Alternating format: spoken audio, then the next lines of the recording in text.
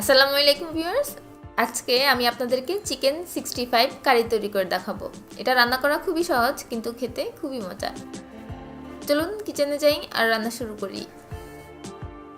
এখানে আমি 750 gram chicken regular কাট করে ভালো করে ধুয়ে নিয়েছি। এখন মাংসগুলো ম্যারিনেশন করব। প্রথমে দিচ্ছি স্বাদমতো লবণ, হাফ চা চামচ দিচ্ছি লাল মরিচের গুঁড়ো, হাফ চা চামচ হলুদের গুঁড়ো দিচ্ছি, 1/4 চা চামচ দিচ্ছি কালো গোলমরিচ গুঁড়ো আর 1/4 চা চামচ দিচ্ছি সাদা গোলমরিচ গুঁড়ো। এখন মাংসের সাথে সব মশলা ভালোভাবে মিশিয়ে 10 মিনিটের জন্য রেস্টে রেখে দিব। এখন মাংস রান্নার জন্য একটা মশলা রেডি করে রাখবো। একটা বাটিতে 1.5 টেবিল চামচ আদা বাটা আর 1.5 টেবিল চামচ রসুন বাটা নিলাম। হাফ টেবিল চামচ নিচ্ছি জিরার গুঁড়ো, হাফ টেবিল চামচ নিচ্ছি ধনিয়ার গুঁড়ো, দিচ্ছি 1 টেবিল চামচ লাল মরিচের গুঁড়ো, 1 চা চামচ নিচ্ছি হলুদের গুঁড়ো, 1 টেবিল চামচ নিব তেল। সামান্য একটু পানি দিয়ে সব মশলাগুলো ভালো করে মিশিয়ে নিব। মিশিয়ে নিয়ে এক সাইডে রেখে দিব, মাংস রান্নার সময় ব্যবহার করব। চুলায় একটা ফ্রাই প্যান বসিয়ে হাফ কাপ তেল দিলাম।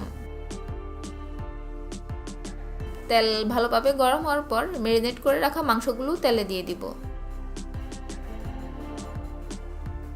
চুলার হিটটা মিডিয়ামে রেখে মাংসগুলো ভেজে নিব। 3 মিনিটের মাথায় এক সাইড হওয়ার পর আরেক সাইড উল্টে দিব। প্রায় 5 থেকে 6 মিনিট সময় ধরে উল্টে পাল্টে মাংসগুলো ভালো করে ভেজে নিয়েছি। এখন উঠিয়ে একটা বাটিতে রেখে দিচ্ছি।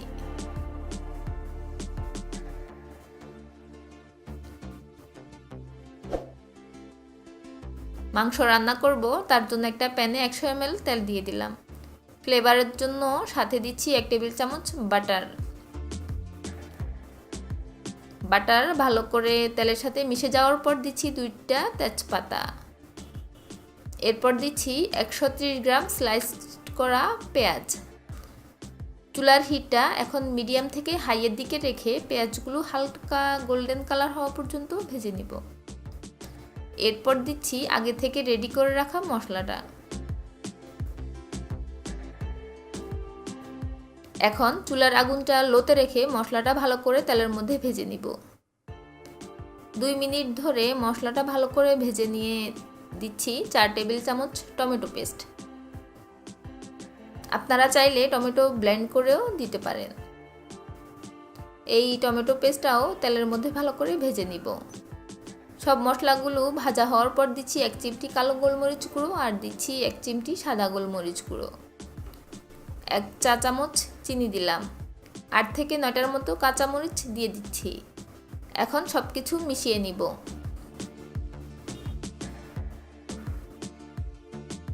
স্বাদমতো লবণ দিয়ে দিচ্ছি। লবণ মশলার সাথে ভালো করে মিশিয়ে নিব। এখন দিচ্ছি 500 ml গরম পানি। মশলাগুলো 3 থেকে 4 মিনিট কষিয়ে নিব। এখন 100 গ্রাম টক দই একটা চামচের সাহায্যে ভালো করে ফেটিয়ে নিব।